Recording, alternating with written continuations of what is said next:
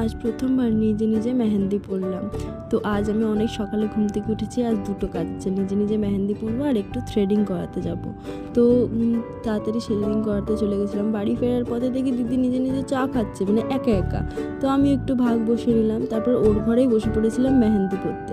আসলে আমি মেহেন্দি পরতে পারি না, যেহেতু আমার বোন মেহেন্দি আর্টিস্ট, তো কোনো দিনও চেষ্টা করাই হয়নি যে মেহেন্দি পরে দেখি কেমন পরতে পারি কি না।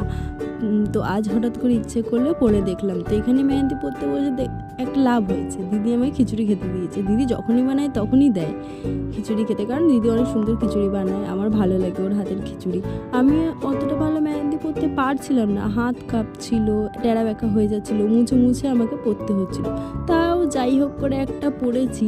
আমার মনে হয় আমি যদি রোজ প্র্যাকটিস করি তাহলে ভালো হতে পারে, মানে চেষ্টা করলে কি না হয়। আমি একবার চেষ্টা করে দেখতে পারি যে কি হয় যদি ভালো মেহেন্দি পরতে শিখে যাই। মোটামুটি একরকম যে হাত কাঁপছে না, সুন্দর কয়েকটা ডিজাইন তুলতে পারছি, তাহলে তো ভালোই হয়। যখন ইচ্ছা করবে তখনই মেহেন্দি পরবো।